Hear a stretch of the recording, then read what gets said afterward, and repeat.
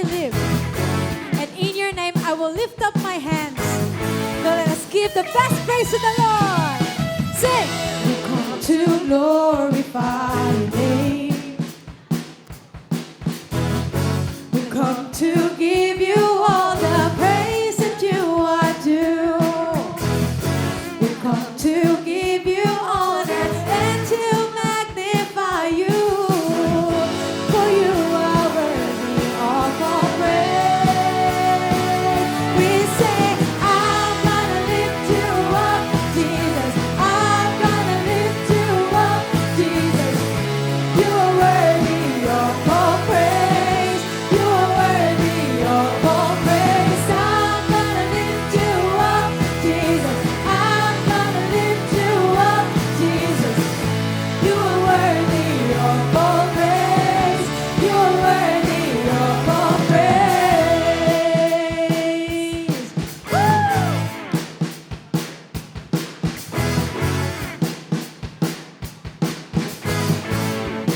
Let's sing. We've come. We've come to glorify your name. We've come to give you all the praise that you are due. We've come to give you honor and to magnify you. For you are worthy of all praise, of all praise. I'm gonna lift you up, Jesus. I'm gonna lift you up, Jesus. You are worthy of all praise. You are worthy of all praise. I'm gonna lift you up, Jesus. I'm gonna lift you up, Jesus. You are worthy of all praise. You are worthy of all praise. Woo! Let's clap our hands for the Lord.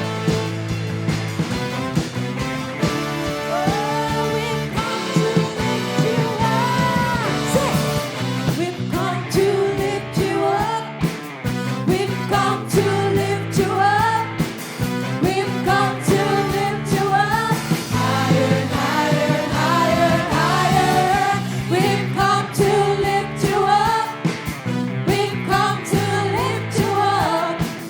We've come to lift you up. Higher, higher, higher, higher. We've come to lift you up. We've come to lift you up. We've come to lift you up. Higher, higher, higher, higher. I'm gonna lift you up, Jesus. I'm gonna lift you up, Jesus. You are worthy of all praise. You are worthy of all praise. I'm gonna lift you up, Jesus. I'm gonna lift you up, Jesus.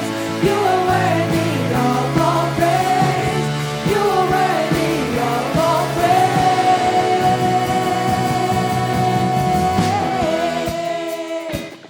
Come on, palakpakan po natin ang Panginoon. Let us praise Him, for our identity is in Christ. Let's sing. I know who I am. I know who I am. I know who I am. I am yours. I am yours. I know who I am. I know who I am. I know who I am. I am yours. I am yours. And if you want that,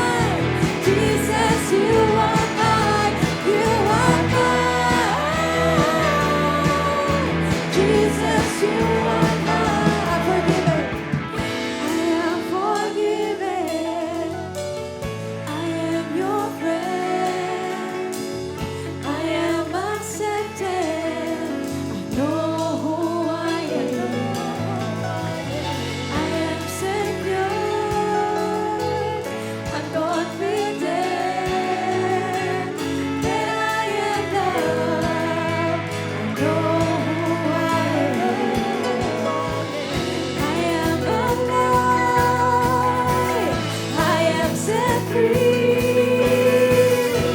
I belong to you, you belong to me. I know who I am, I know who I am, I know who I am.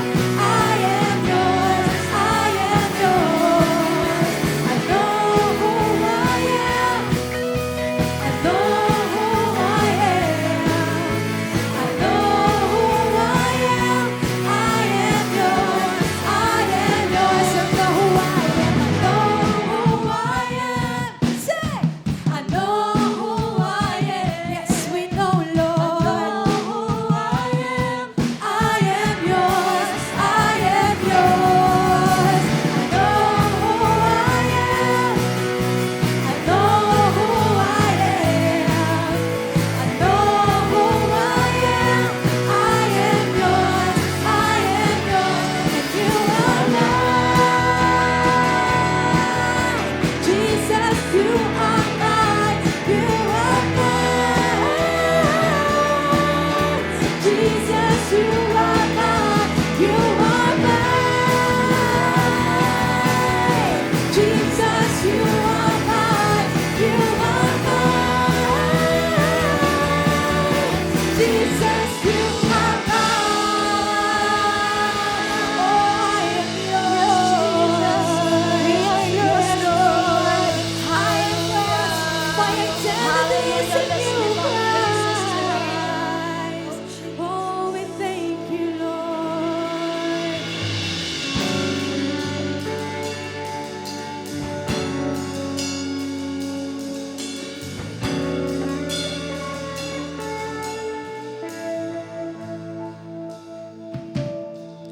Panginoon, ika'y dakila, nagtatangit nag-iisa. Panginoon at kaibigan, ikaw ay tapat at nagpakumbaba. Buhay mo ay iyong inalay, walang hanggan ay binigay. Panginoon ang kaligtasan, ikaw ang sandigan ng pusong sugatan. Jesus, ako ay iyong natagpuan.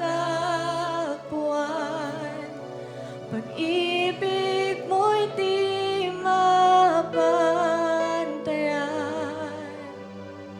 Ako ay sa'yo lamang, sa'yo lamang. Sa krus nahanap ang kapatawaran.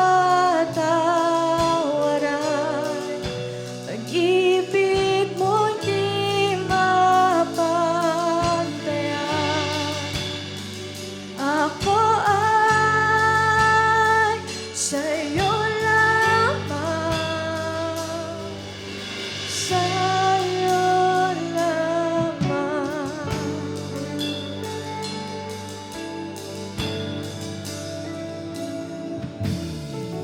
Iniligtas sa kamatayan ang iyong mga nilikha. Panginoon ng kabutihan, ikaw ang sandigan ng buong sanlibutan. Ika'y naghahari, walang katapusan. Jesus, ako ay iyong natagpuan. Pag-ibig mo di mapantayan. Ako ay sa'yo lamang, sa'yo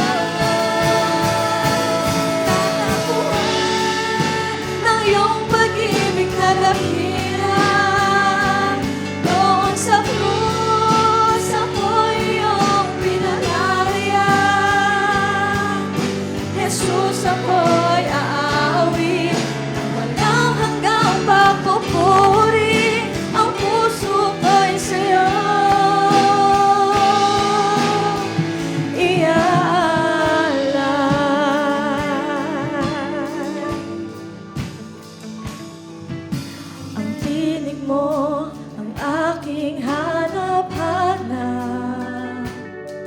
Sa gitna ng bawat takot at paghihirap,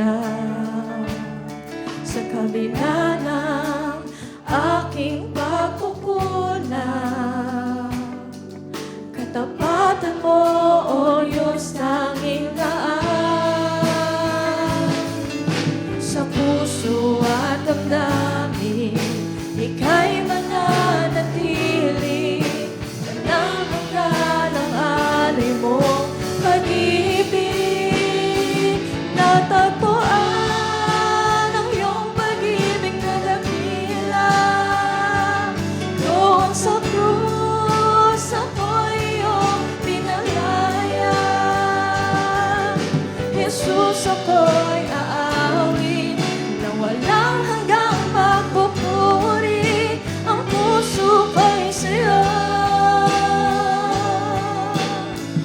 iaalay.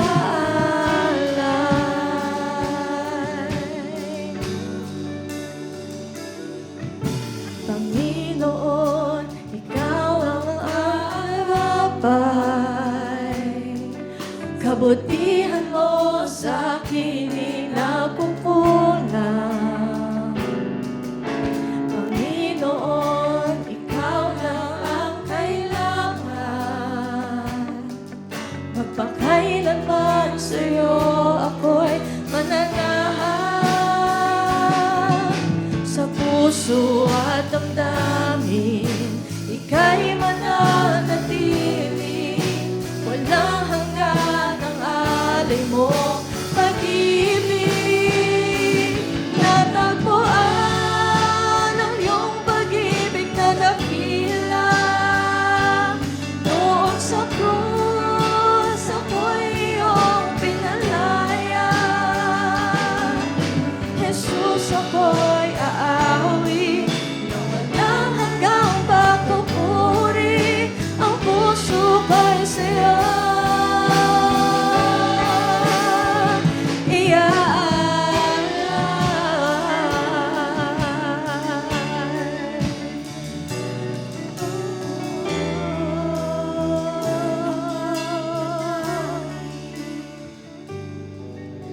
hangad ko lang ay mamalagi sa presensya mo.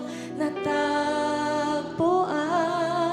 ako'y binago ng pag-ibig mo. Hangad ko lang ay mamalagi sa presensya mo. Luwalhati ang pangalan mo. Hangad ko'y ikaw, O Diyos, ay mamalagi sa presensya mo. Natagpuan, ako'y binago ng pag-ibig mo. Hangad ko lang ay mamalagi sa presensya mo. Luwalhati ang pangalan mo. Ako'y natagpuan ang iyong pag-ibig na dakila. Doon sa krus, ako'y iyong pinalaya. Jesus, ako'y aawi na walang hanggang pagpupuri. Ang puso ko'y sa'yo hangad ko lang ay mamalagi sa presensya mo. Natagpuan, ako'y binago ng pag-ibig mo. Hangad ko lang ay mamalagi sa presensya mo. Luwalhati ang pangalan mo. Luwalhati ang pangalan mo. Luwalhati ang pangalan mo.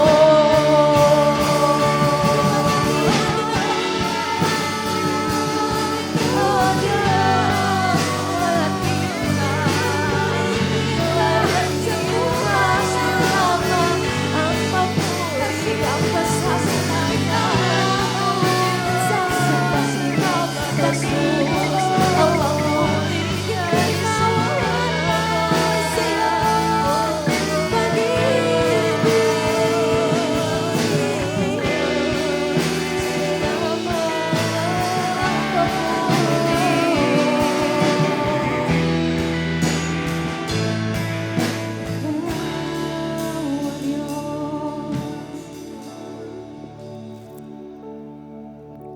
Thank you, Jesus.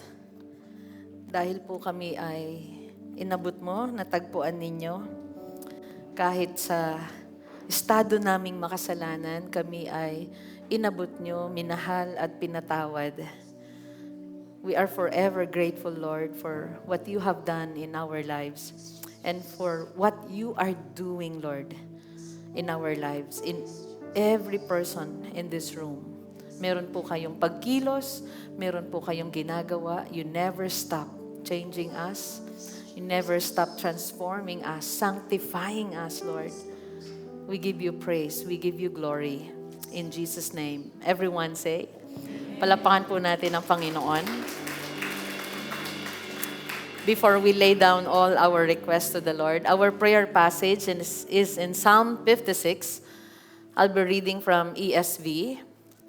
At mapapansin po natin sa unang part pa lang po, meron pong pagtawag dahil si David sa Panginoon, dahil kilala niya na ang Lord ay gracious. Sabi niya sa verse 1, "Be gracious to me, O God, for man tramples on me.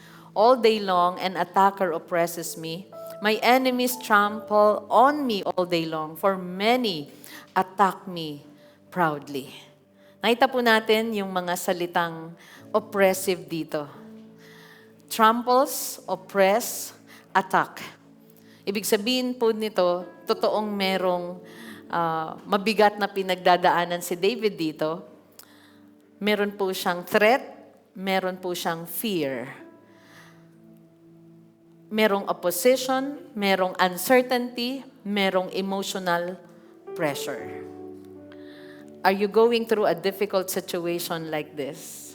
And I know some people, no, na talagang it's like kaliwat kanan ang pagsubok at ang attack. Pero katulad po ng isang boksingero sa ring, meron pong time na natatamaan ka, pero hindi mo ikinakaila or hindi mo pinagsasawalang bahala. And you acknowledge na kahit nandun ka sa matinding laban na yon, meron kang coach na umaalalay sa'yo. Amen? Si David, he is under attack. Pero kilala niya ang gracious God na tinatawagan niya dito.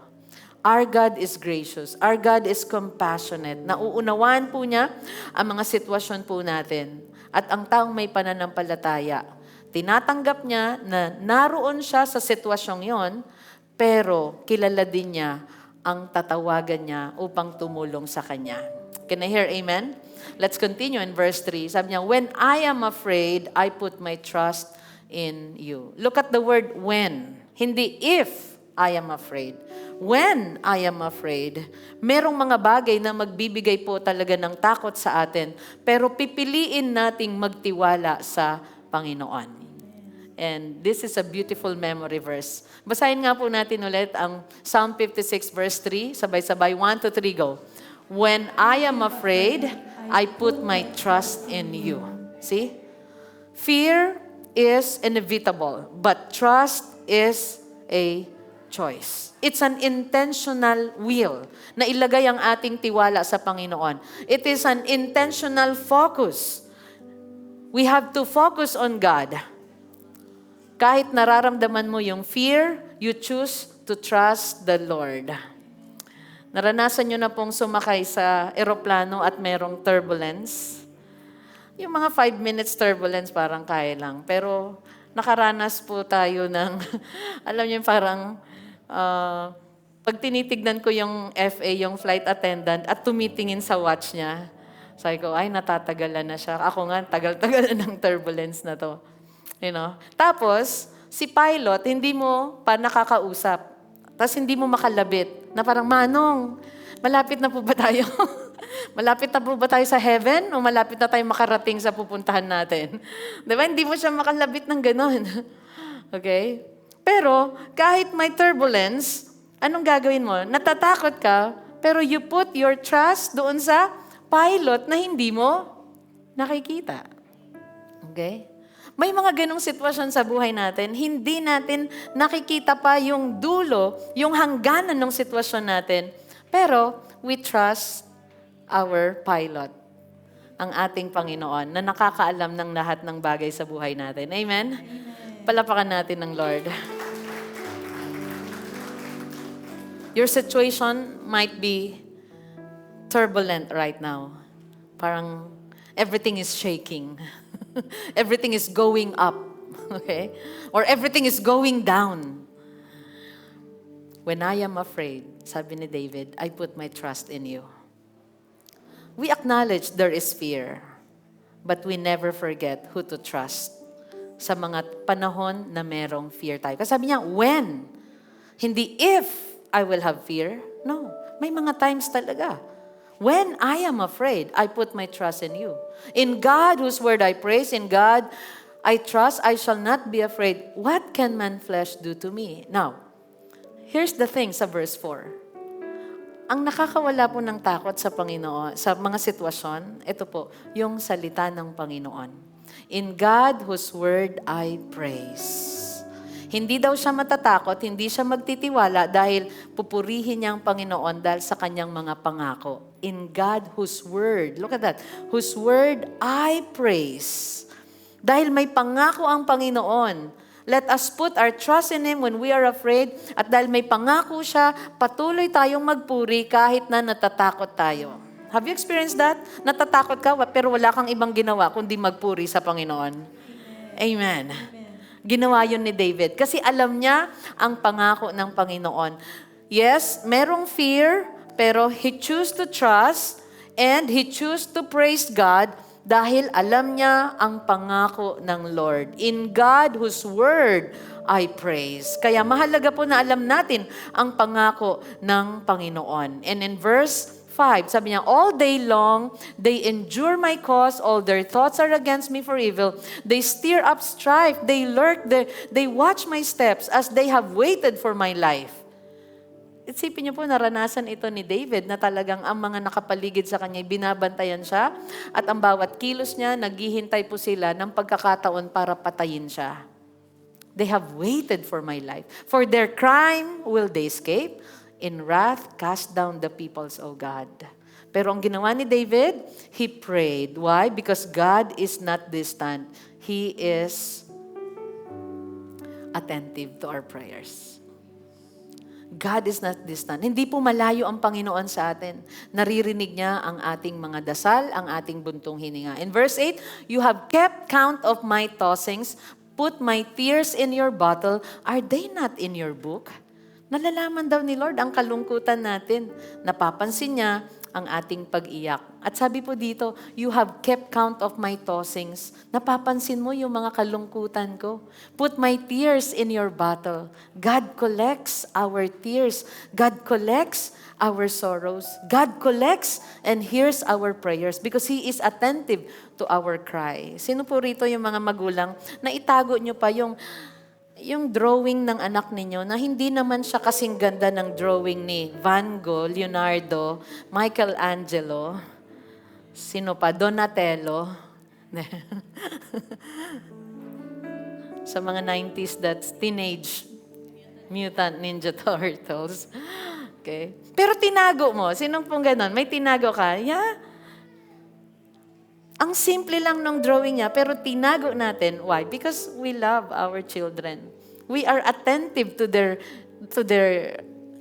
creation or to their doings. Ganon din po ang Panginoon. Lahat po, kahit yung detalye sa buhay po natin, ay alam po niya. Alam nga po niya yung bilang ng buhok natin, lahat tayo. Kanina po bang nagsuklay kayo, binilang niyo yung hair niyo? You don't know. It's your own hair, but you don't know how many strands of hair you have. But God knows everything. And He collects even your prayers. So wag po nating isipin, God is distant. No, He is so near that He even collects your tears. Amen. Sabi niya, then my enemies will turn back in the day when I call. This I know that God is for me. God exists, but God is for us.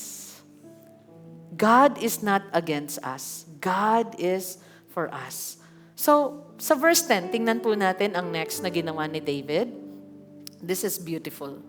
Remind yourself of truth repeatedly. Binanggit niya na ito in verse 3 to 4. Pero sabi niya, in God whose word I praise, in the Lord whose word I praise. Yung mga salita at pangako daw niya, hindi niya kakalimutan. Pinupuri ko kayo dahil sa inyong mga salita at pangako. Inuulit-ulit niya. In verse 3 to 4, sinabi niya na to. In verse 10, sinabi niya ulit, in God whose word I praise, in the Lord whose word I praise, in God I trust, I shall not be afraid. What can man do to me? What can flesh do to me? Brothers and sisters, we don't just learn truth. Let us rehearse the truth that we have learned. Keep on repeating. Ano yung mga inuulit-ulit natin? Dahil gustong-gusto natin. Crispy pata. Gusto niyo bang inuulit yon? Yes. Diba? Basic, pagligo. Inuulit-ulit niyo po bang pagligo? Lalo ngayon, summer, 3 times a day. Sister Nida? Okay, inuulit-ulit niyo. Sino pong hindi umulit dito? Marshals? Inuulit-ulit po natin yon. Ang pangako ng Panginoon ay dapat nating inuulit-ulit. You know why? Because fear keeps knocking on the door of our hearts. Kasi laging merong takot na kakatok para sabihing matakot ka, panghinaan ka ng loob, mag-give up ka na. No, you keep on rehearsing the truth, the Word of God, His promises, upang sa ganon, hindi ka panghinaan at hindi ka madaling bumagsak sa anumang pagsubok sa ating buhay.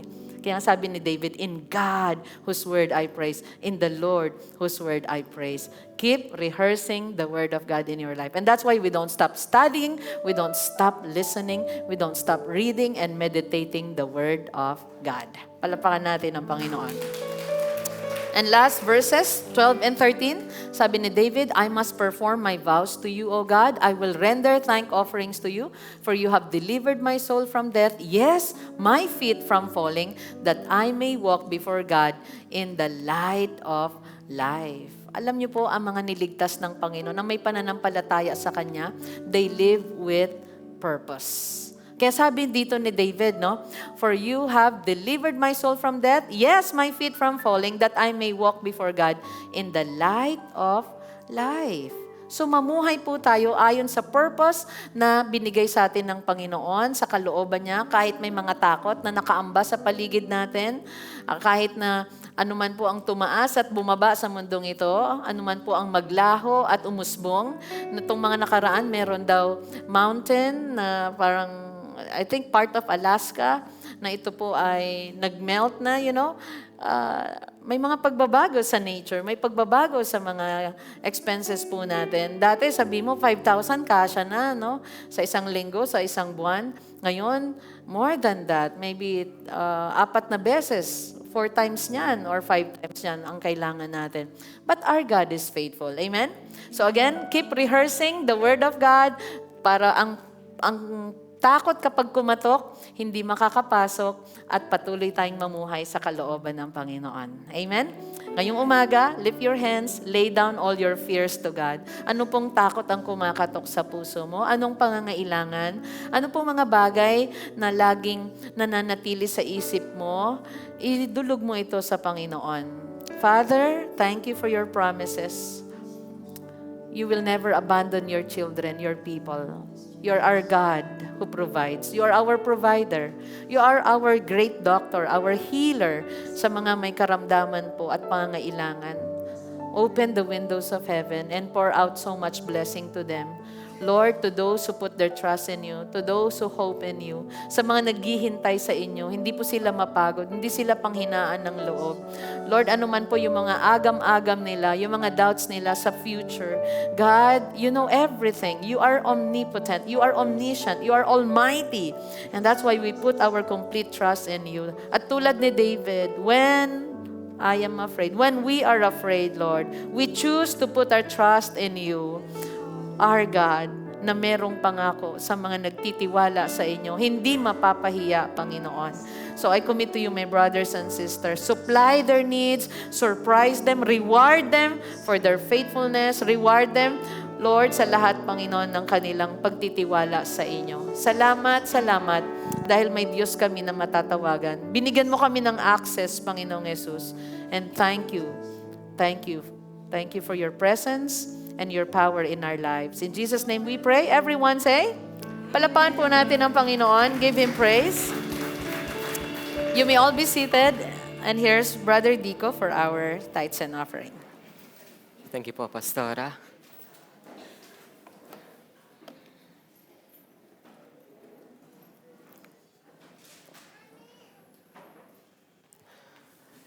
Blessed Sunday Church, for our tithes and offering today, I would like to share with you in 1 Samuel chapter 15.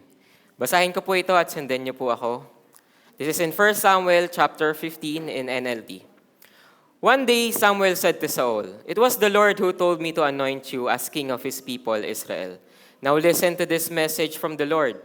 This is what the Lord of the heavens armies has declared. I have decided to settle accounts with the nation of Amalek for opposing Israel when they came from Egypt. Now go and completely destroy the entire Amalekite nation. Men, women, children, babies, cattle, sheep, goats, camels, and donkeys."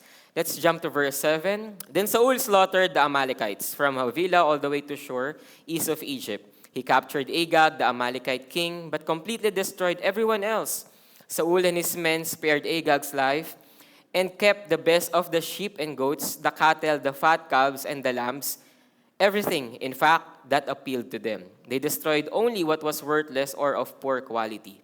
Then the Lord said to Samuel, "I am sorry that I ever made Saul king, for he has not been loyal to me and he has refused to obey my command. Samuel was so deeply moved when he heard this that he cried out to the Lord all night. Early next morning, Samuel went to find Saul. Someone told him, Saul went to the town of Carmel to set up a monument to himself. Then he went on to Gilgal. When Samuel finally found Saul, Saul greeted him cheerfully. "May the Lord bless you," he said. "I have carried out the Lord's commands." "Then what is all the bleating of the sheep and goats and the lowing of cattle I hear?" Samuel demanded. "It's true that the army spared the best of the sheep, goats, and cattle," Saul admitted. "But they are going to sacrifice them to the Lord your God. We have destroyed everything else." Then Samuel said to Saul, "Stop, listen to what the Lord told me last night." "What did he tell you?" Saul asked. And Samuel told him, "Although you may think little of yourself, are you not the leader of the tribes of Israel? The Lord has anointed you king of Israel. And the Lord sent you on a mission and told you, go and completely destroy the sinners, the Amalekites, until they are all dead. Why haven't you obeyed the Lord? Why did you rush to plunder and do what was evil in the Lord's eyes? In the Lord's sight. But I did obey the Lord." Saul insisted. "I carried out the mission he gave me. I brought back King Agag, but destroyed everything else. Then my troops brought in the best of the sheep, goats, cattle, and plunder to sacrifice to the Lord your God in Gilgal." Let's stop there for a moment. Let's go directly to our point. Number one, not because it is appealing, it is a blessing. Hindi po lahat ng maganda na nakikita natin ay pagpapala. In verse 9, balikan po natin, sabi dito, "Saul and his men spared Agag's life and kept the best of the sheep and goats and the cattle, the fat calves, the lambs, everything, in fact, that appealed to them. They destroyed only what was worthless or of poor quality." Kung babalikan po natin, ano yung kinomand ni Lord kay Saul? Lipunin yung Amalekites. Wala silang ititira kahit yung mga livestock nila. Pero ano po yung ginawa dito ni Saul? Meron po siyang tinira at ito po yung mga livestock nila. It was appealing to the eyes of Saul, so he thought it was a blessing. At ganoon din po minsan sa ating mga buhay, sa ating sarili. Minsan may mga bagay na pinapatanggal sa atin si Lord. Minsan may mga bagay na pinapa-cut out sa atin si Lord. Pero patuloy nating binabalikan, patuloy nating pinupuntahan. Lord, kapakikipanabang pa po kasi ito sa akin eh. Kaya patuloy ko pa rin pong kakausapin. Lord, kumikita pa rin po kasi ito sa akin kahit hindi ito kalugod-lugod sa inyong paningin. Kaya hindi ko pa rin po puputulin. Hindi po lahat ng magandang nakikita natin ay pagpapala. Lalo na po kung hindi po ito nakakalugod sa ating Panginoon. At kung iisipin po natin mabuti, madalas po natin itong nararanasan. Minsan maganda sa paningin natin, pero sa dulo nito ay kasalanan. Kaya we really have to follow the Lord. We really have to be sensitive about His Word and to really completely obey His Word. Wala po tayong ititira. Patuloy po nating susundin kung ano yung mga sinasabi niya. Number 2, do not justify our sins. In verse 15, sabi po niya dito, "It is true that the army spared the best of the sheep, goats, and cattle." Saul admitted, "But they are going to sacrifice them to the Lord your God. We have destroyed everything else." Nangangatwiran pa po si Saul, "Hindi, kaya namin to tinire. Kasi i-offer natin to kay Lord. Hindi, kaya talaga namin to hindi dinestroy, hindi namin sinira kasi para to kay Lord." Pero tatandaan po natin, ano ba yung inutos niya? Wala kayong ititira. Lilipunin nyo. Bakit? Kasi ito po lahat ay galing sa kasalanan. Lahat po ng mga bagay na nasa Amalekites ay evil. It was pure evil. At kung iisipin po natin, hindi ba kayang ibigay ni Lord kay Saul ang mga bagay na ito? Fat calves, lambs, cattle. Kayang-kayang ibigay ito ni Lord kay Saul. Pero bakit kinailangan niyang kunin pa? Basahin din po natin sa verse 20 and 21. "But I did obey the Lord." Nangangatwiran pa po si Saul. Pinipilit pa niya. Saul insisted, "I carried out the mission he gave me. I brought back King Agag." Kahit po yung king, di ba? Hinayaan pa po niyang mabuhay.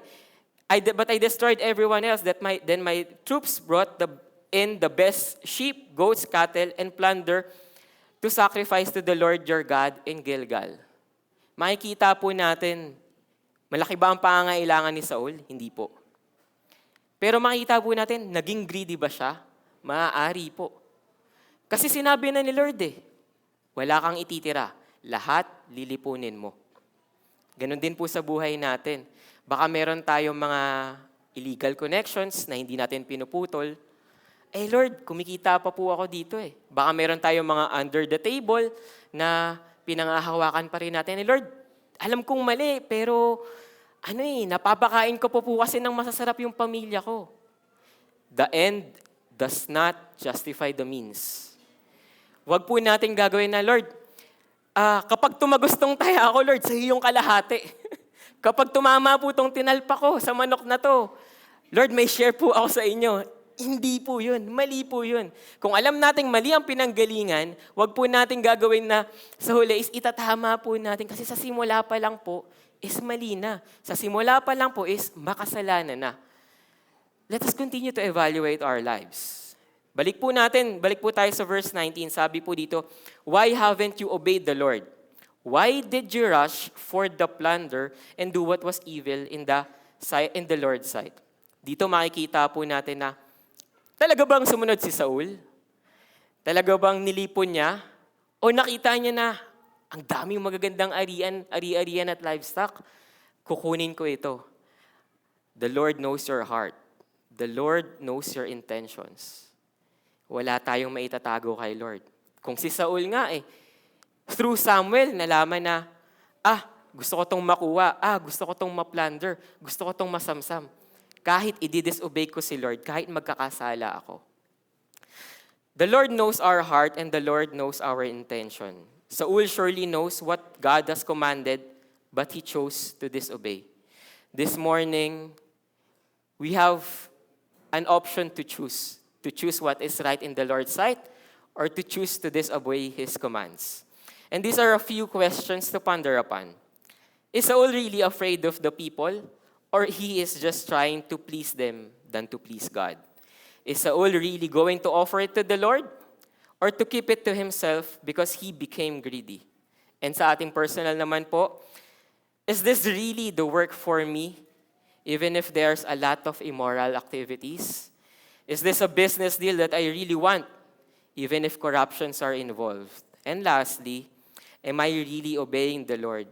Or justifying these sinful actions for my personal interests? Kung iisipin po natin, di man po tayo tulad ni Saul na isang hari at maraming ari-arian. Maaaring marami po tayong matinding pangangailangan.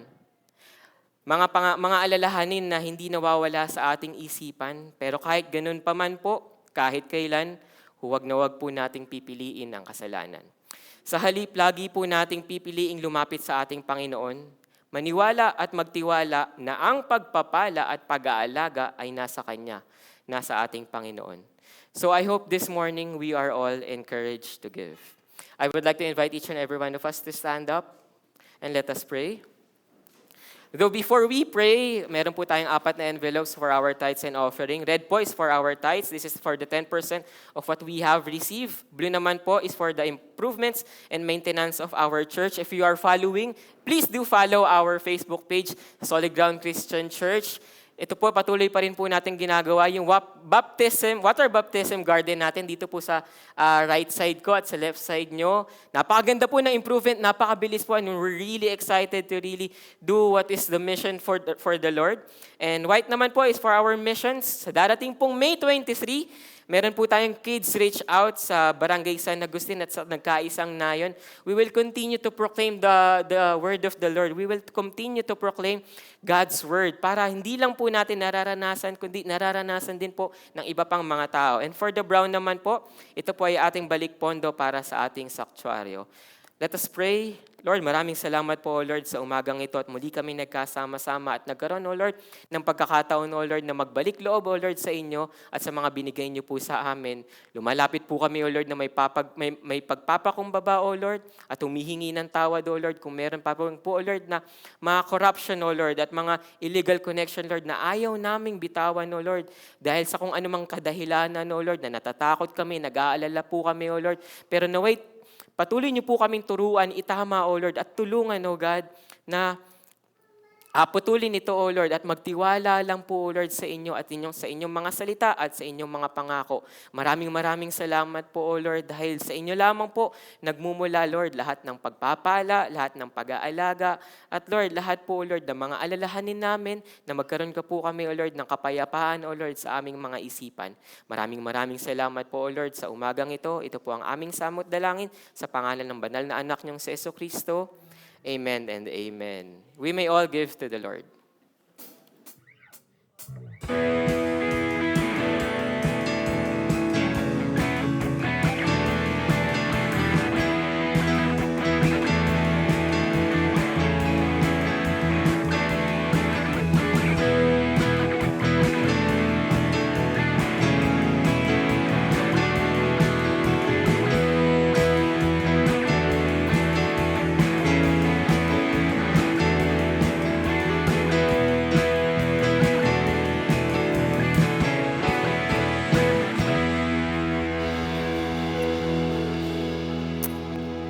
It's so good to see every one of you in the house of God. Happy Mother's Day po sa ating mga spiritual moms at mga grandmothers and moms, single moms. Palapakan natin ang Panginoon sa buhay po ninyo. Praise God. And it's so good to see our Sabu-Sab sisters. At you don't age. Ang tawag ko sa mga hindi nag-iedad ay mutants. May mga tao ba sa buhay ninyo parang hindi nag-iedad? Hindi tumatanda, ano po? Okay. The title of our sermon today is Clothed with Strength and Dignity. Malakas at iginagalang.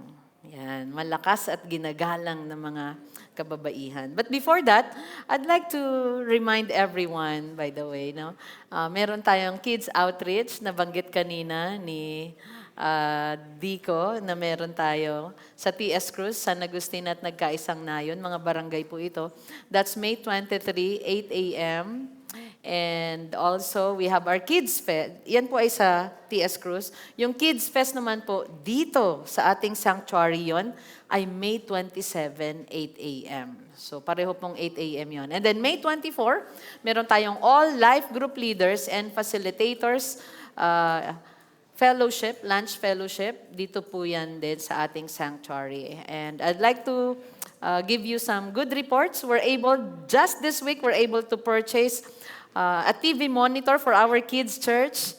Meron, palapan natin ng Lord. We have additional blowers or electric fans and a wall fan. Yan, para po maging maayos po ang temperature ng ating rooms. And also, our water baptism garden. Yan, naiayos na po yung tub. May water supply na pipes na i-lay down na po. Yung black slate, it's a beautiful wall background sa ating water baptism. Natapos na po. Yung pool tiles, nasimulan na. Sige, palapakan natin ng Lord. According to Brother Rusty, that's 50% of the work na nagawa na. So, we will do landscape and maglalagay po ng Bermuda grass and plants dyan po sa ating water baptism garden. So, it's beautiful. Na parang ini-imagine lang natin, iniisip lang natin ng mga nakaraan. Ngayon, ongoing na po yung work. At marami po sa ating mga brothers and sisters, mga anak at mga apo na natin, dyan sila mawa-water baptize. It's so nice. Again, praise God. Yung mga apo po ninyo, yung mga anak ni Tim. At sino pa? Of course, si Francis at Cello. Naalala ko tuloy si Francis, ang isa sa pinakamagandang ambag daw niya sa church, mga anak niya, ay talaga naman kasi ang gagaling nila. Okay, nasa kids church. Mga anak ni Roland at Lena, it's good to see you sa cry room. Hi. Okay, Mami Len, we love you. And of course, Sister Heidi nandyan. Yay! Praise God. Ang inyong mga anak, si David, pauwiin na. Nasa norte pa po yung kanyang bunso. At yung mga anak nila, I'm sure dito na rin po ma-water baptize. Our future spiritual family ay dyan po nila maipoproclaim, maidideclare ang kanilang pag-ibig at pagsunod sa Panginoong Jesus. Kaya napakaganda po ng project na yan because the Great Commission is our mission. And that's the heart of the Lord Jesus Christ. Let's continue. Let's go to our sermon, Clothed with Strength and Dignity. And our memory verse is in Proverbs 31, verse 25. This is ESV. Sabi po dito, strength and dignity are her clothing, and she laughs at the time to come. Let's read in ASND sa Tagalog. Malakas at iginagalang siya at hindi siya nangangamba para sa kinabukasan. Paano po natin maa-attain itong character na ito? Strength, clothed with strength and dignity. Meron tayong lakas at merong paggalang po sa atin. Let's bow down our heads and let's pray. Father, we thank you po sa lahat ng nandito. Panginoon, sa mga mothers, grandmothers, spiritual mothers, single mothers, guardian, mga nagsisilbing guardian sa kanilang mga pamangkin, kamag-anak, and every woman, Lord, in this room who has carried burdens with courage and faith. We thank you for their lives. And also our gentlemen, our young people na patuloy, Lord, na uhaw na matuto sa iyong salita. Tulungan mo kami, Panginoon, ngayong umaga, kung ano po yung nararapat naming gawin upang sa ganon kami po ay mabalot ng kalakasan at kami po ay hindi po i-despise ng mga taong nakapaligid sa amin, kundi meron pong paggalang, merong godly legacy kaming maiwanan, maitaas ang pangalan mo sa aming buhay. So teach us today, dear Holy Spirit.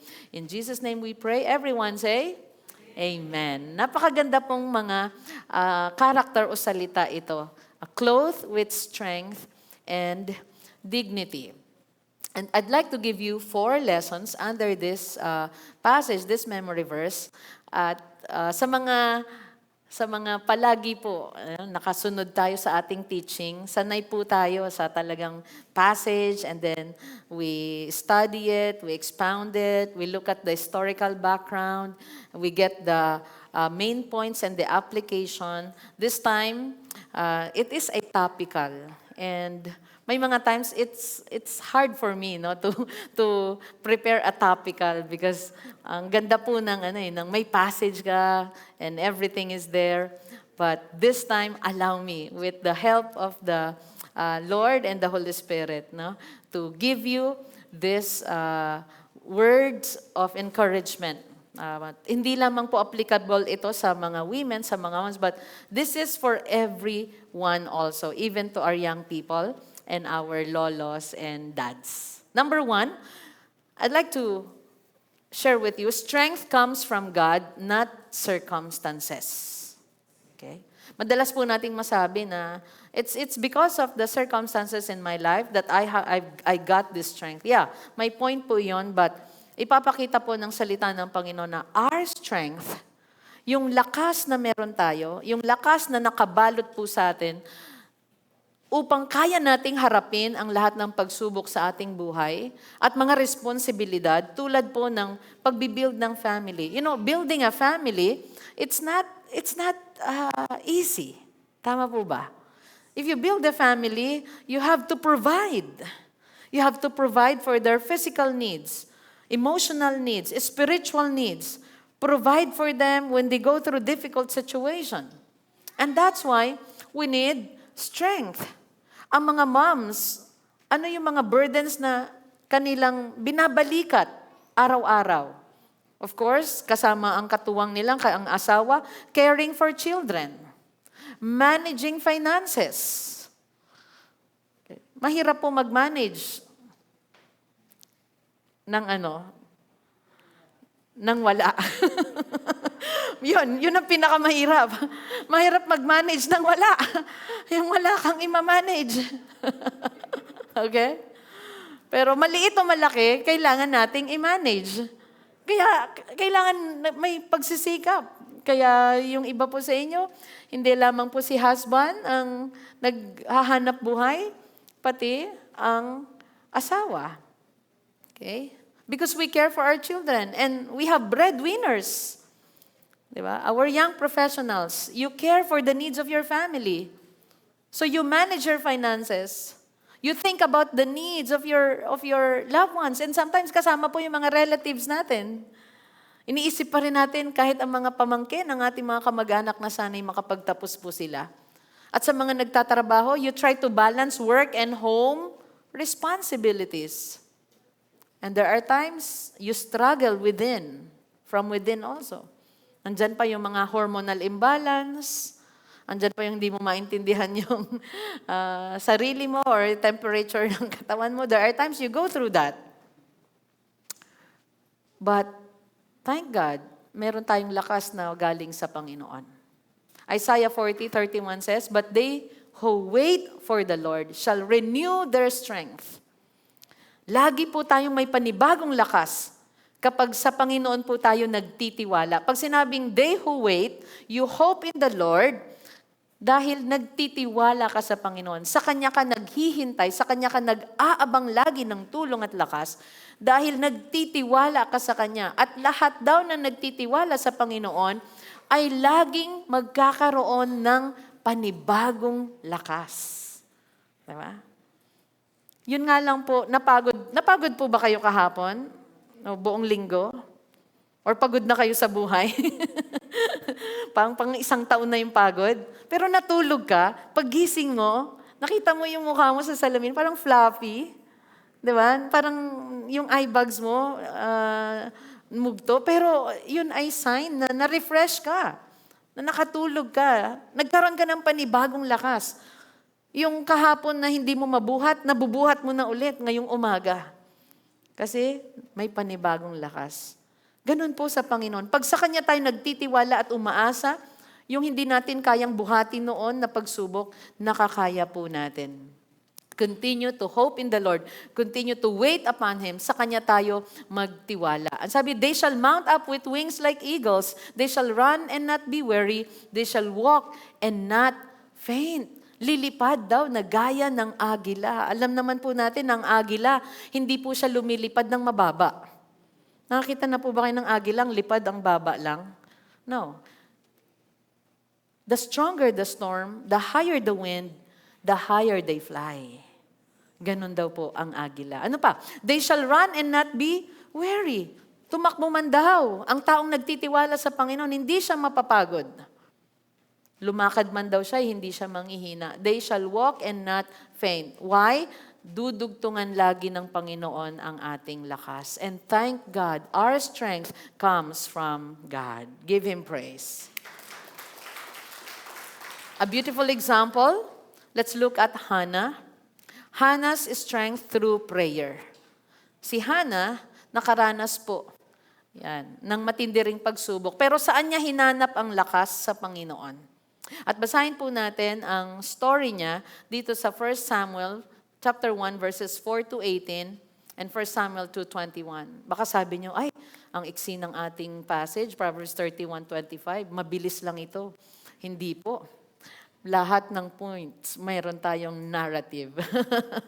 Mayroon tayong story. Okay?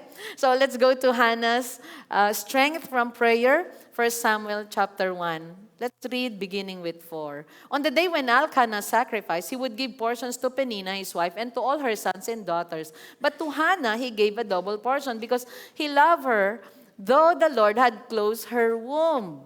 So si Hannah ay hindi po magkaanak. At pinapakitaan naman po siya ng kabutihan at pag-ibig ni Elkanah kapag sila po ay meron ng sacrifice or portion ng pagkain, bibigyan niya daw po ng double si Hannah. Verse 6, and her rival used to provoke her grievously to irritate her because the Lord had closed her womb. Pero si Peninnah ay lagi naman siyang iniinis at hinihiya. Okay? So it went on year by year. So taon-taon nakakaranas siya ng panghihiya at pang-iinis from Peninnah dahil hindi po siya magkaanak. As often as she went up to the house of the Lord, she used to provoke her. Therefore, Hannah wept and would not eat. Sipin niyo po, sa bahay ng Panginoon, nararanasan pa niya yon. Okay? So anong ginagawa niya? Hindi daw po siya makakain. Iiyak na lang siya at hindi makakain. Alam mo yung ayaw mong pumatol. Okay? Iiyak mo na lang. Gusto ko na pumatol. 'Di ba? Nasa house of God pa tayo. Alright? Pero ayaw niyang pumatol. Anong ginawa niya? She wept and she prayed. And Elkanah, her husband, said to her, Hannah, why do you weep? And why do you not eat? And why is your heart sad? Am I not more to you than 10 sons? Mas mahalaga ba para sa iyo ang 10 anak kaysa sa akin? Ang sweet ng husband niya dito. No? After they had eaten and drunk in Shiloh, Hannah rose. Now Eli the priest was sitting on the seat beside the doorpost of the temple of the Lord. She was deeply distressed and prayed to the Lord and wept bitterly. Nakita po siya ng spiritual leader nilang si Eli na nananalangin. At sabi dito, she was deeply distressed and prayed to the Lord and wept bitterly. Alam nyo, iniinis siya, hinihiya, hindi siya pumatol. Saan siya pumunta? Sa house of God, manalangin upang nandoon yung paghingi niya ng favor, ng blessing sa Panginoon at ng lakas.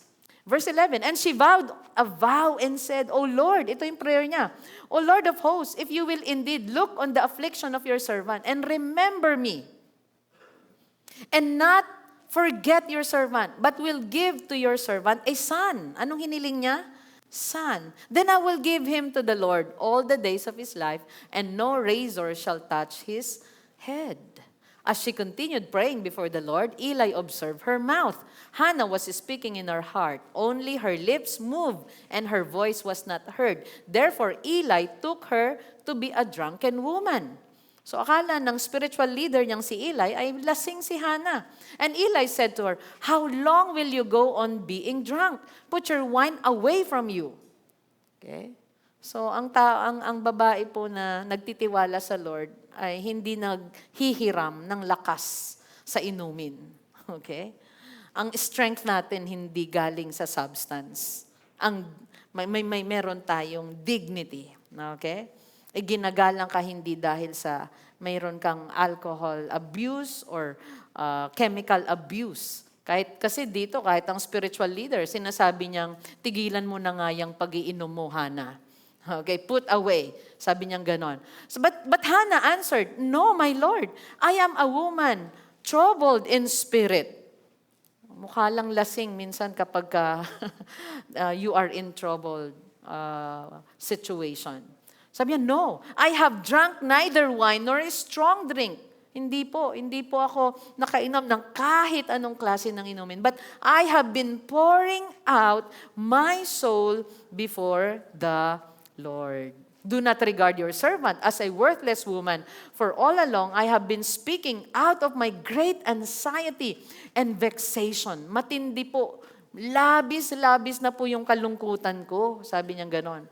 Then Eli answered, "Go in peace, and the God of Israel grant your petition that you have made to him." And she said, "Let your servant find favor in your eyes." Then the woman went her way and ate. Tingnan niyo po, after niyang manalangin, anong ginawa niya? Umalis na siya, nakakain na siya.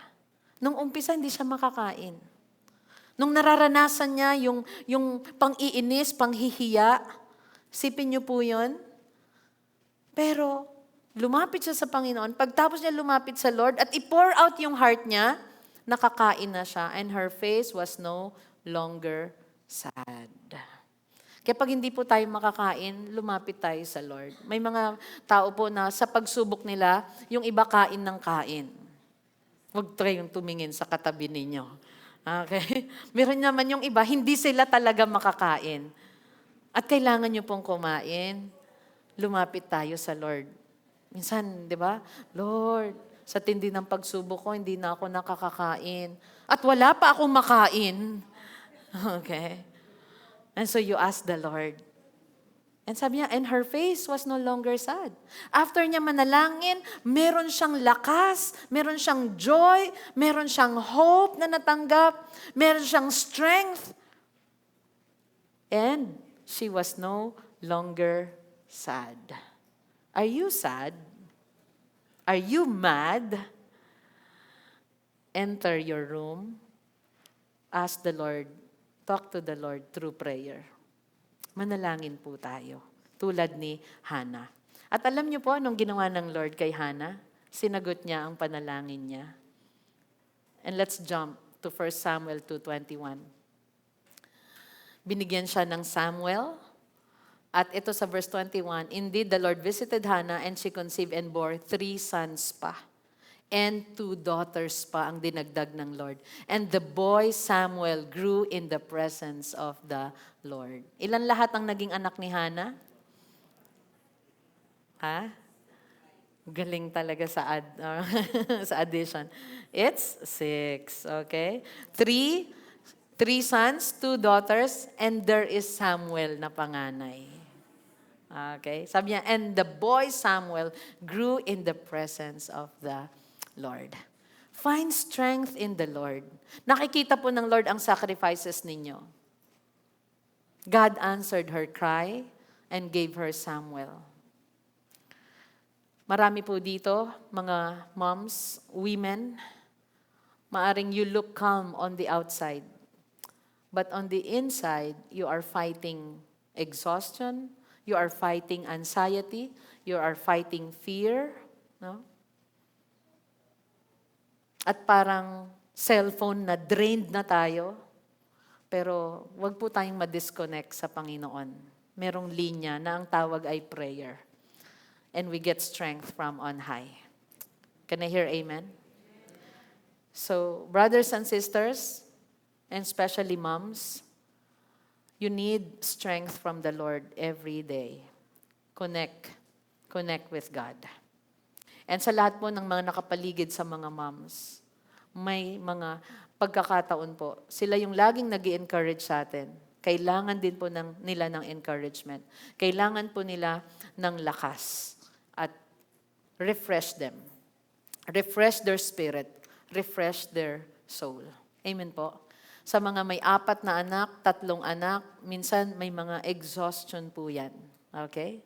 Refresh your wife. Refresh your mom. Okay? Tulungan po natin sila. Pagpalain natin sila. Are we learning?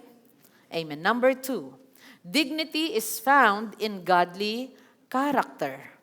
Ang mundong ito, they focus on the outward appearance. God values inward beauty. Dignity means living with honor. Dignity means living with wisdom.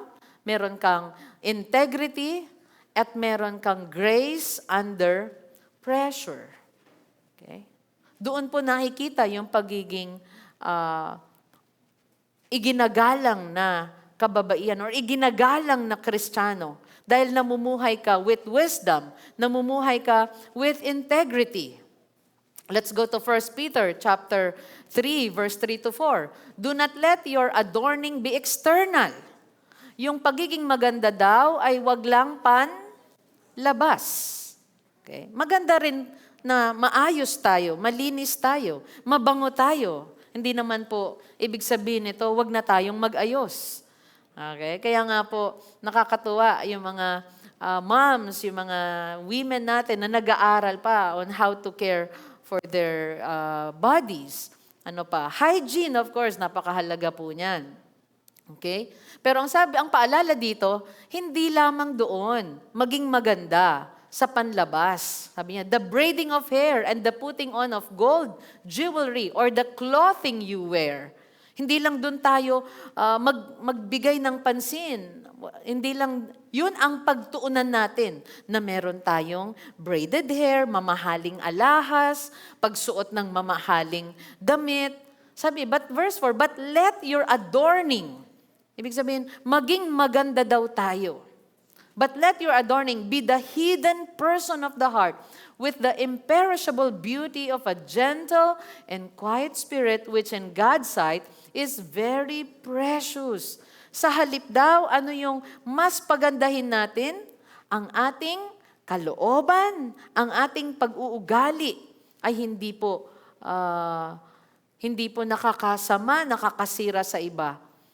Maging maayos daw ang ating pag-uugali. Maging mabait. Ito yung mahalaga sa paningin ng Panginoon. Mabuti, mabait, yan. Maganda na, pero mabuti at mabait pa. Amen? So tell the person next to you, hindi lang maganda. Amen? Hindi lang tayo maganda, sis. Okay? Ano pa? Best friend mo, girl, hindi lang tayo maganda, ha? Okay.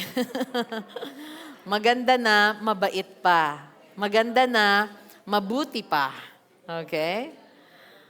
Okay. Marami pong mga binago ng buhay ang Panginoon dito na lalong gumanda dahil po umayos ang pag-uugali. Dati kilala tayo na tayo po yung kasama sa grupo ng mga nagchichismisan sa ating komunidad.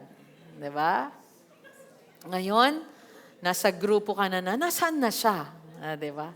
Nakikita ka lagi na nandun sa iyong Bible study group, kasama ka na sa tupad, tumutupad sa pangako mo kay Lord. Diba? So, yun po daw ang pagandahin at ayusin natin. Alright? So, mabuti ang malinis sa katawan, mabuti ang maayos sa ating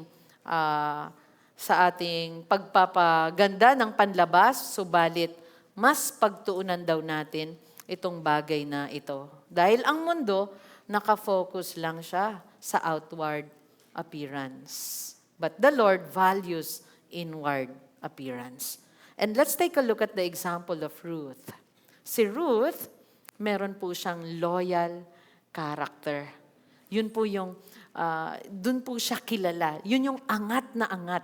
Pag sinabi mong pangalang Ruth, wow, meron po siyang character na pagiging loyal. Na kahit na nawalan po sila ng asawa, o nawalan siya ng asawa, she did not abandon her mother-in-law. She's kind, she's loving, she's compassionate. She remained loyal, okay, sa kanyang biyanan na si Naomi. Let's go to Ruth chapter 1. Let's read beginning with verse 1. In the days when the judges ruled, there was a famine in the land. May matinding tagutom. And a man of Bethlehem in Judah went to sojourn in the country of Moab, he and his wife and his 2 sons. The name of the man was Elimelech, and the name of his wife Naomi, and the names of his 2 sons were Mahlon and Chilion. They were Ephrathites from Bethlehem in Judah. They went into the country of Moab and remained there. But Elimelech, the husband of Naomi, died. And she was left with her 2 sons. This took Moabite wives. Nakapangasawa po ang kanyang mga anak. Namatay na ang tatay, pero ang 2 anak na lalaki nakapangasawa. The name of the one was Orpah, and the name of the other Ruth. They lived there about 10 years, and both Malon and Chilion died. Namatay si tatay, namatay din yung dalawang lalaking anak. So that the woman was left without her 2 sons and her husband. Sipin niyo po yun, nabalo ka na, namatayan ka pa ng 2 anak. So ang natira ay 2 manugang na pwede kang iwan. So napakahirap po ng buhay. At wala po sila sa sarili nilang bansa or lugar. Sila po ay pumunta ng ibang lugar, Moab. Then she arose with her daughters-in-law to return from the country of Moab, for she had heard in the fields of Moab that the Lord had visited these people and given them food. So she set out from the place where she was with her 2 daughters-in-law, and they went on the way to return to the land of Judah. Dahil matindi po ang famine. But Naomi said to her daughters-in-law, umuwi na kayo. Parang siya na lang yung babalik sa Judah. Kasi these are Moabite women. Go, return each of you to her mother's house. May the Lord deal kindly with you as you have dealt with the dead and with me. The Lord grant that you may find rest, each of you, in the house of her husband. Then she kissed them, and they lifted up their voice and wept. Nagpaalaman, sabi niya, umuwi na lang kayo, matindi ang famine. Bagay, inisip nila, parang mamamatay tayo sa gutom.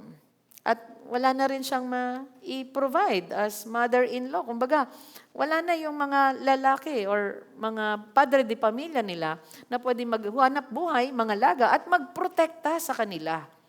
And they said to her, "No, we will return with you to your people." But Naomi said, "Turn back, my daughters." Why? Why will you go with me? Have I yet sons in my womb that they may become your husbands? Baga, wala akong anak na mapapangasawa ninyo. Turn back, my daughters. Go your way, for I am too old to have a husband. If I should say I have hope, even if I should have a husband this night and should bear sons, would you therefore wait till they were grown? Would you therefore refrain from marrying? So pinapakita ni Naomi ang katotohanan na you have no future with me bilang iyong, what do you call that? Biyanan. Wala kayong future sa akin. Would you therefore refrain from marrying? No, my daughters. Parang gusto niyang, mas may maganda kayong future kung mag-aasawa kayong muli. No, my daughter, for it is exceedingly bitter for me, for your sake, that the hand of the Lord has gone out against me. Sabi niya, wala sa akin ngayon ang hand of God, ang favor niya. Then they lifted up their voices and wept again. So una, nag-iyakan silang nagpaalaman, ito, pinakita ni Naomi yung katotohanan, there's no future. Wala kayong future sa akin. Mag-asawa kayo. At mag-iwahiwalay tayo. And they wept again. And Orpah kissed her mother-in-law. Si Orpah, siguro na-realize niya, okay, oo nga, ako, sige, alis na lang ako. But Ruth clung to her. And she said, "See, your sister-in-law has gone back to her people and to her gods. Return after your sister-in-law." But Ruth said, "Do not urge me to leave you or to return from following you." Huwag niyo po akong pilitin na iwanan kayo. Napakaganda po ng sinabi ni Ruth. "For where you go, I will go, and where you lodge, I will lodge. Your people shall be my people, and your God, my God." That's perfect. Perfect manifestation of loyalty, words of love, and compassion. And alam niyo po, may mga kinakasal, ito po yung ginagamit nilang verse. Pero ang unang gumamit po niyan ay isang babae na may pag-ibig sa kanyang biyanan, ayaw niyang iwan. Wow. Love your parents-in-law. Sa mga may biyanan, mahalin niyo po ang inyong mga biyanan. Amen? They are the parents of your spouse. Okay? Love them, care for them. Isama niyo po sila sa plano ninyo in the future. When they are old, care for them and bless them. At huwag nating sabihin, mama mo siya, ikaw lang ang mag-alaga dyan. Or tatay mo siya, sa'yo, ikaw ang mag-asikaso dyan. No. Amen po ba? You are one. Love your parents-in-law. Sino pa po ang may parents-in-law dito? Yes, thank God. Praise God. Okay, nariyan po sila. Now, let's continue in verse 17. Ano pa sabi ni Ruth? Where you die, I will die, and there will I be buried. Isipin niyo po, kung saan ka ililibing, doon din ako ililibing. Sino ba yung sinabihan ko dito? Magtabi-tabi na tayo sa memorial lot. Okay, kung may pagkakataon lang na meron po kayong kakayahang bumili, parang ganun. Ang ganda na doon tayo bibisitahin. Ang ganda po ng sinabi dito ni Ruth. Kung saan po kayo ililibing, doon din ako ililibing. May the Lord do so to me and more also if anything but that parts me from you. At alam niyo po, si Ruth, to make the long story longer, na shorter, okay, or short, dahil po sa kanyang character, napansin sa Judah na siya po ay isang babaeng inaalagaan ang matanda na niyang biyanan, hindi niya iniwan dahil sa character na yon, nakapangasawa po siya ng Boaz. Boaz na godly, na righteous. Hindi lang siya godly at righteous, mayaman. Mayaman na godly at righteous. Dahil sa character na pinakita niya, napansin siya. Hindi lang niya inalagaan ang panlabas na kaanyuan niya, kundi yung kanyang kalooban, yung kanyang kabaitan, yung kanyang loyalty, pinakita niya talaga sa kanyang biyanan. Are we learning? And that's why, dignity, saan nanggagaling? Dignity is found in godly character. Women, ladies, single ladies, wag lang tayong bumili ng lahat ng pampaganda sa ating mukha, sa ating ulo, sa ating katawan. Pagandahin natin ang ating kalooban sa pamamagitan ng salita ng Panginoon, maging mapanalanginin, maging matapat sa Lord, maging maibigin sa Diyos at sa kapwa. Dahil kapag ang isang taong may paggalang din sa Panginoon, napansin ang karakter na iyon, ipapanalangin ka niya sa Lord, ikaw ang hihilingin niya at sasabihin, Lord, I wanna marry her. Can I hear amen? Naalala ko tuloy yung love story ni Dico. Okay lang ba? Nakilala niya po yung kanyang girlfriend sa time na nakita niyang nananalangin. You witness her, right? Napansin mo may isang mapanalangining babae. At sabi niya, eto na yon. At ayun na nga po. Okay, kahit malayo ang Singapore, lumilipad yan. Okay? Kahit mahal, walang mahal na gasolina at pamasahe. Basta nagmamahal, walang makakapigil. Alright. Anyway, palapakan natin ang Lord sa buhay niya. Okay. And I pray, na maging loyal sila sa isa't isa. Godly character. Okay? Dignity is found in godly character. Napakarami pong mga kababaihan, sila po'y iginalang dahil meron po silang takot sa Diyos, meron silang pag-ibig sa Panginoon, at meron silang pag-ibig sa kapwa. Source sila ng strength, source sila ng encouragement at ng wisdom sa mga taong nakapaligid sa kanila. At tulad ni Ruth, ang example niya ay naway wag nating kalimutan. Number 3, faith gives confidence for the future. Isa po sa nabasa natin sa ating memory verse sa Proverbs 31:25, clothed with strength and dignity. Ano yung last sentence doon? She can laugh at the days to come. She can laugh at the days to come. At paano natin yun magawa? Ibig sabihin daw, may confidence tayo sa haharapin nating kinabukasan.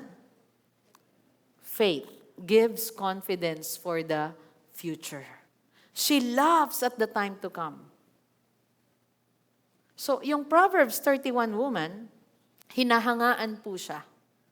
Hindi dahil sa napakaganda niya, Hindi dahil sa napakayaman niya, kundi dahil meron siyang strength from the Lord, meron siyang dignity, at meron po siyang faith.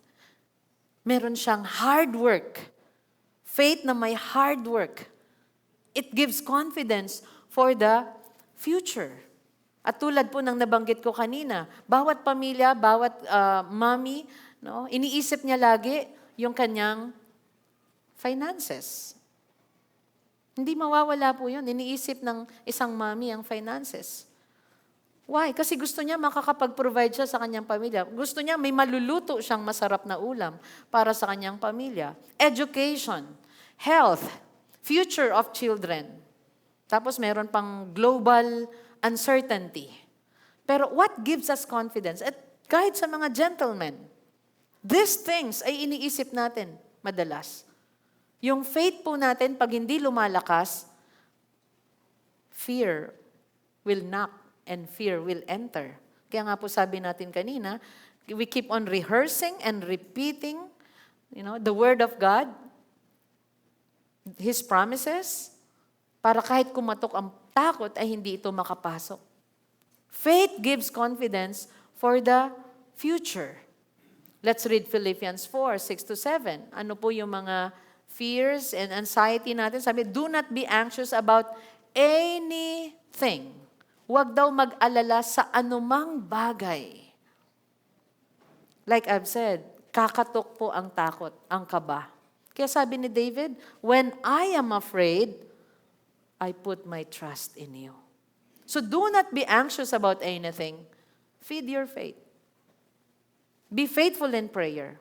But in everything by prayer and supplication with thanksgiving, let your requests be made known to God. And the peace of God, yan po ang kailangan natin pag anxious tayo. Peace of God, which surpasses all understanding, will guard your hearts and your minds in Christ Jesus.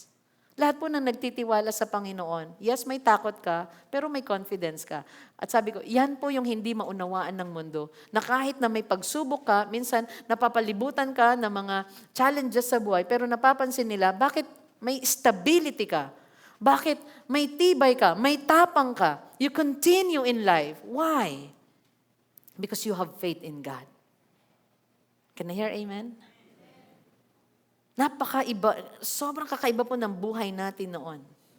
Lahat ng mga worries natin, talagang nagbibigay po sa atin ng karamdaman, naapektuhan po tayo.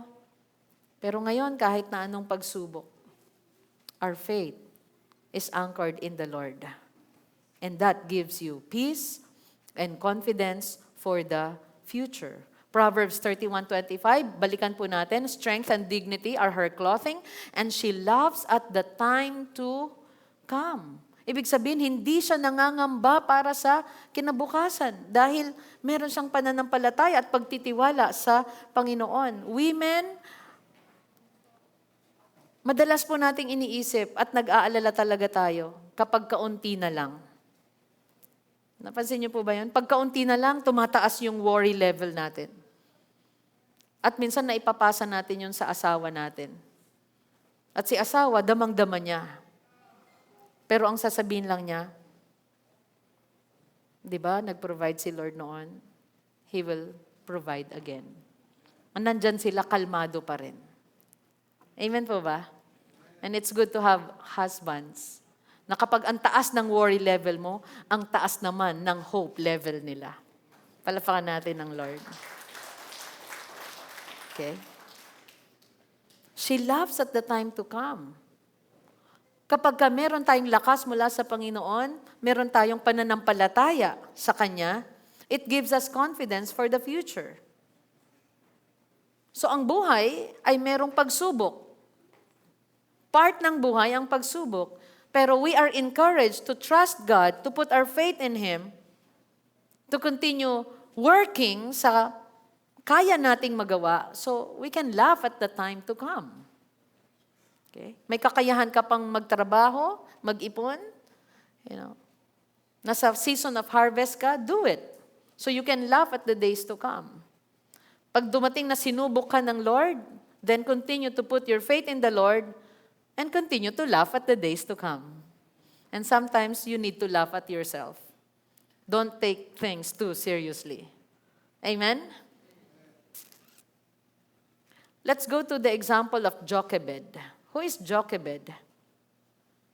Jochebed is the mom of Moses. She trusted God with Moses. Her story is written in Exodus chapter 2, verses 1 to 10. Si Pharaoh, nagbigay po ng order na lahat ng Hebrew baby boys papatayin. Anong ginawa ni Jochebed? Tinago niya ang kanyang anak, and then, nilagay niya sa basket. Ini-imagine ko po ito.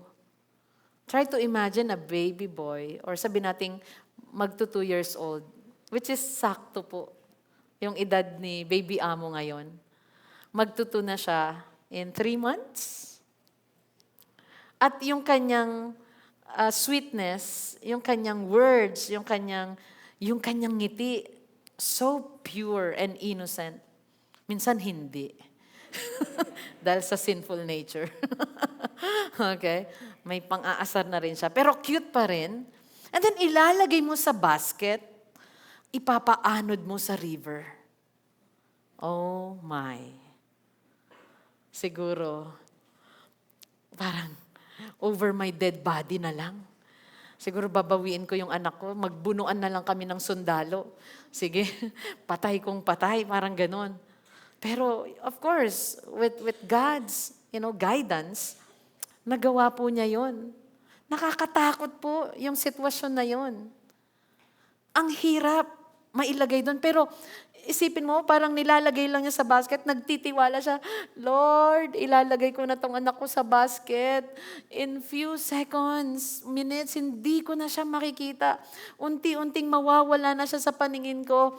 Pero nagtitiwala ako sa iyo, bubuhayin mo siya. Wow, pwede mo bang gawan ng play yan? I don't know paano magkaroon ng water dito. Sa ating creative arts department. Pero I imagine that, and it is heartbreaking. Okay? Isang batang, Lord, hindi marunong to mag-swimming. Ilalagay ko sa basket, paano kung tumaob? Lord, makikita ito ng mga sundalo. Sisibatin na lang. Okay na, basta hindi ko na siya makita. At pwede niyang i-consider na wala na, patay na yung anak niya pagkalagay ng basket, pagkahiwalay, kasi papatayin lahat eh. Pero ang hope lang niya, yung pagkilos ng Panginoon. Minsan may mga ganun tayo, Lord, hindi ko talaga alam ang mangyayari. Pero I put my faith in you. I trust you. Hindi ko na alam. Sa'yo na lang talaga. Bahala na po kayo. Nasabi niyo na po ba yung prayer na yon? Hindi ko na alam, Lord. Bahala na po kayo. Exodus chapter 2, verse 1. Now a man from the house of Levi went and took as his wife a Levite woman. The woman conceived and bore a son. That's Jochebed. And when she saw that he was a fine child, she hid him 3 months. When she could hide him no longer, she took for him a basket made of bulrushes and daubed it with bitumen and pitch. She put the child in it and placed it among the reeds by the river bank. So, ang pagtago daw niya dito ay 3 months. Kaya ko nasabi po kanina na parang age ni Amo, yung ibang mga pinatay na bata, because 2 years old po pababa ang gusto ng hari na patayin nung time na iyon. So this is younger. Walang kakayahang mag-swimming. And sabi dito sa verse 4, and his sister stood at a distance to know what would be done to him. I'm sure sabi niya, hindi ko kayang tignan ng anak ko. Sis, sundan-sundan mo nga yung anak ko, anong mangyayari sa kanya? So may sister si Jochebed. Now the daughter of Pharaoh came down to bathe at the river while her young women walked beside the river. So yung prinsesa ay naliligo. She saw the basket among the reeds and sent her servant woman, and she took it. When she opened it, she saw the child, and behold, the baby was crying. She took pity on him and said, "This is one of the Hebrews' children." Alam ng prinsesa, isa ito sa mga anak ng mga Hebreyo na iniutos ng tatay ko na patayin. Alam ng prinsesa.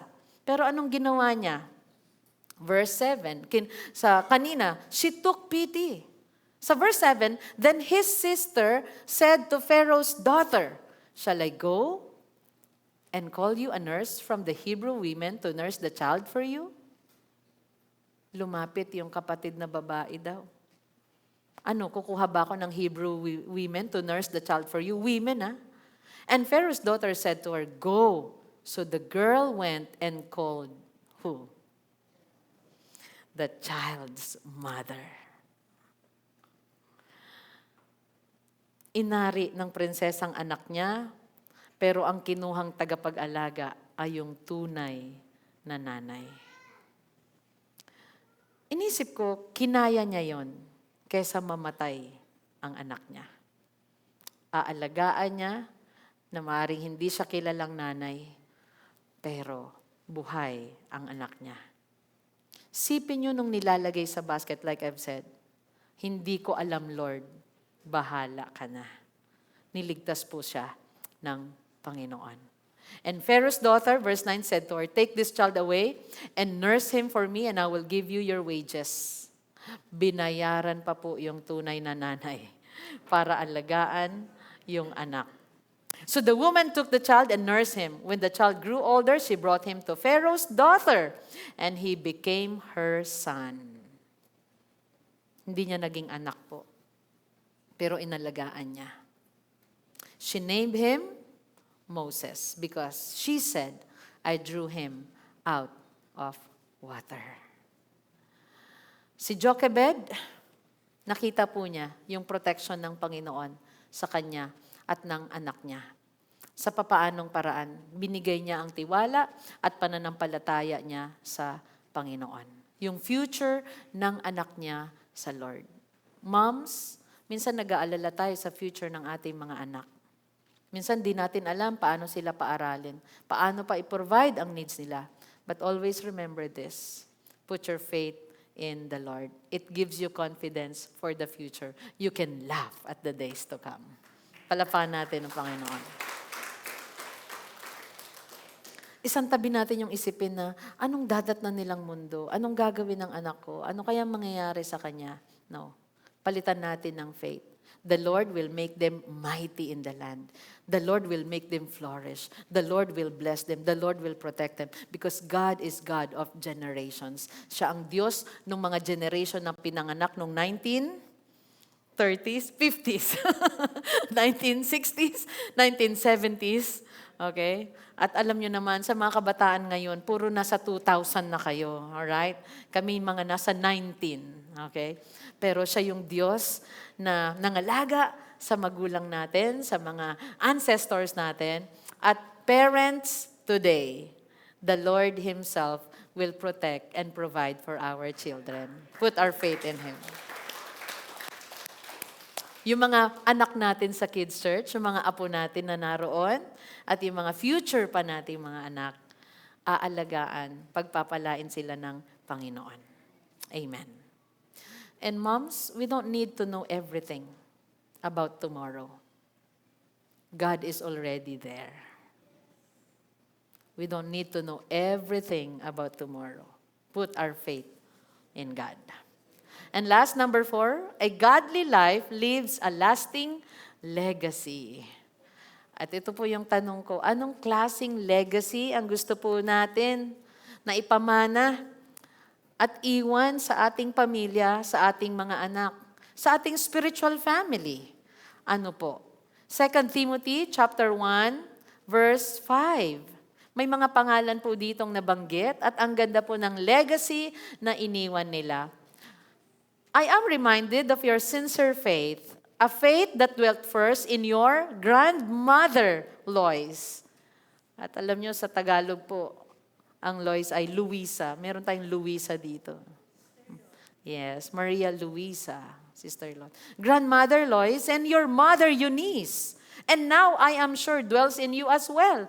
Sinong pinapatungkulan po dito? Si Pablo, kinakausap niya si Timothy. At sabi niya, hindi ko makakalimutan, Timothy, ang pananampalatayang tulad ng iyong lola na si Luisa. At yung pananampalataya din ng mom mo na si Eunice. At natitiyak ko, nasa iyo ngayon, yung klase ng pananampalataya, meron sila. Wow! Anong legacy ang pinapasa-pasa nitong pamilya nila Timothy? Matinding pananampalataya sa Diyos. Yung lola matapat sa Lord. Yung nanay matapat sa Lord. At sabi niya, Timothy, ikaw din. Beautiful. 3 generations na ang pinakita po dito. Sincere faith. Tapat ang kanilang pananampalataya. So, now, let's read the story or short. Napakaiksi lang actually nito. Mas marami pang sinasabi si Paul nang bilin niya dito kay Timothy. Pero let's look at the story of Lois and Eunice. I think I knew someone, ang pangalan niya ay Lois Eunice or Eunice Lois. They raised Timothy in faith. Si Lola at si Mama, parehas nilang pinalaki ang kanilang apo, ang kanilang anak, ng may matapat na pananampalataya sa Panginoon. Kaya sa mga magulang na every Sunday o may event ang church para i-involve ang inyong mga anak, gigising kayong maaga, bibihisan, papaliguan sila, bibihisan, pakakainin. Alam niyo po yun, magre-rent ng sasakyan or, nag-invest tayo sa sasakyan dahil gusto talaga natin na madala natin sila lagi sa Panginoon at mailapit. You're doing a good work. Yung inyong mga pamangkin or sino pa mang dinadala po ninyo, kamag-anak. May iba po nagdadala pa ng anak ng kapitbahay, pinagkatiwala sa kanila. Praise God. And that's why we minister to our children. We reach out sa mga bata, sa mga kabataan. Because we want them to have faith that is sincere. Matapat na pananampalataya sa Panginoon. Let's go to 2 Timothy chapter 1 verse 1 to 7. Sabi ni Paul, letter niya ito kay Timothy. Sabi niya, Paul, an apostle of Christ Jesus by the will of God according to the promise of the life that is in Christ Jesus, to Timothy, my beloved child, grace, mercy, and peace from the God the Father and Christ Jesus our Lord. I thank God whom I serve, as did my ancestors, with a clear conscience, as I remember you constantly in my prayers night and day, as I remember your tears. So nalaman ni Paul dito na si Timothy, naalala niya yung pag-iyak ni Timothy nung umalis siya. As I remember your tears, I long to see you, that I may fill with joy. So ito naman, spiritual father po niya, at inalagaan niya si Timothy. I am reminded. So ini-encourage niya at pinapaalala niya kay Timothy na yung pamilya mo matapat lahat. So sinasabi niyang magtapat ka. Huwag kang panghinaan ng loob. Matapat ang lola mo, matapat ang nanay mo. Maging matapat ka. Although alam ko, nasa iyo din yung matapat na pananampalataya. I am reminded of your sincere faith, a faith that dwelt first in your grandmother Lois and your mother Eunice, and now I am sure dwells in you as well.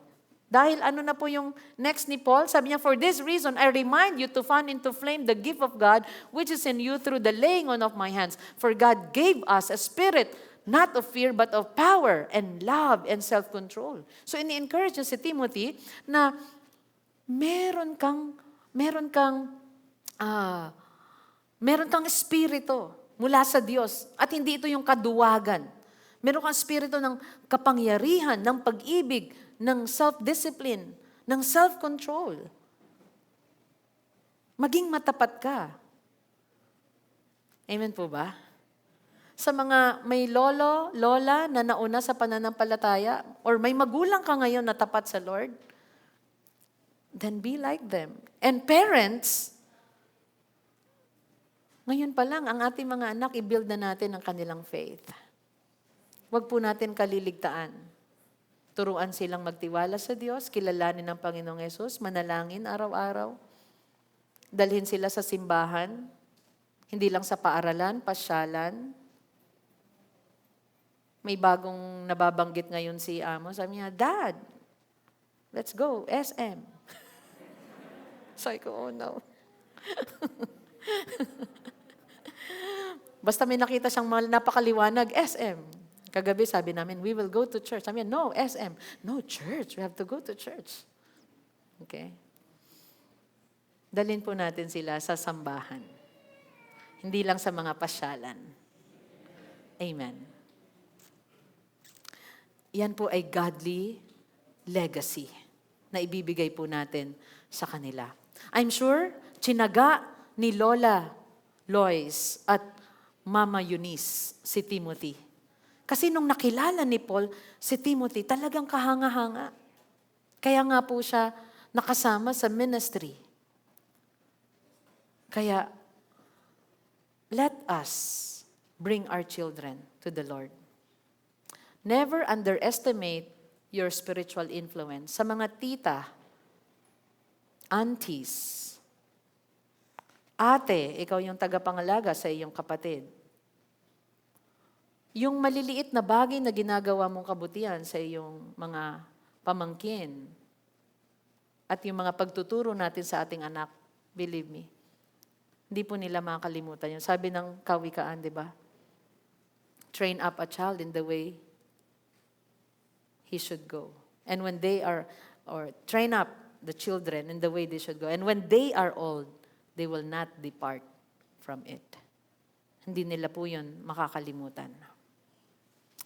Balikan natin, Proverbs 31:25. Strength and dignity are her clothing, and she laughs at the time to come. Yung babae po sa Proverbs 31 is clothed with strength to endure, dignity to live honorably, faith to face tomorrow, and legacy to influence generations. Before we will honor the parents, spiritual parents, single parents, I'd like to encourage you to clothe ourselves with strength and dignity. But not only that, to always clothe ourselves with the Lord Jesus Christ. Sabi po sa Romans 13:14, rather clothe yourselves with the Lord Jesus Christ and do not think about how to gratify the desires of the flesh. Lagi po nating isipin ang ating relasyon sa Panginoon. At huwag natin pakainin ang ating flesh, ang fear, ang doubt sa buhay po natin. Lagi po tayong mag-focus sa ating relasyon at pananampalataya sa Lord.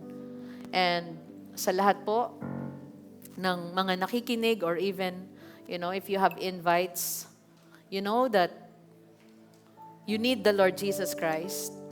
I'd like to encourage you to put your trust in the Lord. He is our Savior. He paid for our sins. He died for our sins. At sa lahat naman po ng matatagal na sa pananampalataya, Colossians 3:12, therefore as God's chosen people, holy and dearly loved, clothe, look at the word, clothe yourselves with compassion, kindness, humility, gentleness, and patience. Sabi ng Proverbs 31:25, ang babaeng kapuri-puri, clothed with strength and dignity. But I'd like to encourage all believers, clothe yourself with the Lord Jesus Christ. Ano pa? All believers, clothe ourselves with compassion, kindness, humility, gentleness, and patience. Dahil hindi lamang po yung panlabas na kaanyuan ng ating alagaan, higit lalo ang ating kalooban. Be compassionate, be kind, be humble, be gentle, and be patient with the people around you. Can I hear amen? Amen. Today, let us honor our moms. I'd like to ask everyone to stand up, but hingin ko po yung mga mommy na pumunta sa harapan. Okay? Let's sing while the worship team are singing. Moms, please come forward. Ang iyong pag-ibig na dakila.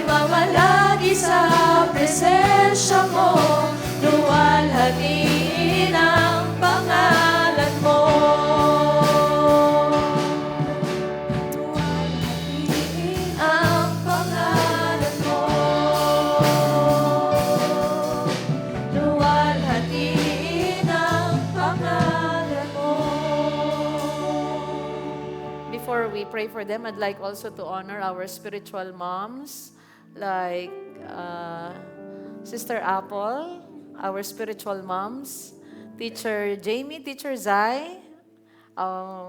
May kailangang magstay sa kids room. Please come. Ayan, please honor them. Bigyan nyo rin po sila ng right kasi mga women always right daw. And you are light. Light of our homes. Okay? Sino pa yung mga small group leaders natin? Like Cyrene, Farah, mga spiritual moms. I call them spiritual moms. Grace, Bess. Yan, mga nangunguna po sa ating mga small group. They care for the welfare of our brothers and sisters also. Ayan, let us honor them. Andito na po sila sa harap. Okay, naka-join na po ba? Sister Apple, andyan na? Where is she? Yes. All right. Okay. Wow, look at look at these women. Palapan nga po natin sila. Wow. Thank you for taking care of our homes, pagluluto, paglalaba, pangangalaga sa mga anak, sa mga apo, pagpo-provide po. Yung iba talagang nagtatrabaho pa para mapag-aral kahit ang mga apo. Pinaglalaba pa ang mga apo. Pero turuan niyo po sila, ha? Alright? Please, don't spoil our children too much, okay? And now, I'd like to ask our children to give their cards, ayan, greeting cards sa kanilang mga moms. Okay, find your mom. Okay, find your mom. Where's your mom? Nasaan siya? Okay, nakikita niyo na? Sam, your mom is there. Si Mami Lena, andun siya sa likod. Okay. Hug them. Si Mami Heidi nandoon or wala si David, no? I have a son. Ayaw niya. Ayaw niya give. It's okay. It's okay, my love. Oh, the pencil, baka matusok yung eyes, ha? Okay, thank you. Ayaw give. May mga ayaw po yan ngayon eh. Ayaw give, ayaw wait. Alright. Thank you, moms. Thank you so much for your lives. Kayo po ay blessing sa church at blessing sa bawat tahanan. Thank you. Congregation, extend your right hand towards them and let's pray for everyone. Actually, lahat po tayo, lift your hands. This is now our closing prayer also and prayer for our moms. Lord, as we close this gathering, we thank you for your word and your presence among us today. Thank you for the word that reminds us to be clothed with strength and dignity through a life that trusts and honors you. We lift up to you every mom, grandmother, spiritual mother, single mom, guardians, caregivers, and every woman who faithfully carries their responsibilities with love. We pray, Lord, that you bless them with renewed strength. Renew their strength. Dugtungan niyo po lagi ang kanilang lakas upang sila'y makapaglingkod sa kanilang pamilya, sa aming church at community ng maayos. And give them peace and joy. Encourage those who are weary, strengthen them, Lord. Comfort those who are still grieving sa kanilang mga mahal sa buhay na nahiwalay po sa kanila. Paalalahanan niyo po lagi sila na sila po'y minamahal niyo at aalagaan niyo kahit hanggang sa pumuti ang kanilang buhok at sila'y manghina physically. Lord, dalangin ko rin po sa bawat isang nandito, every person in this congregation right now,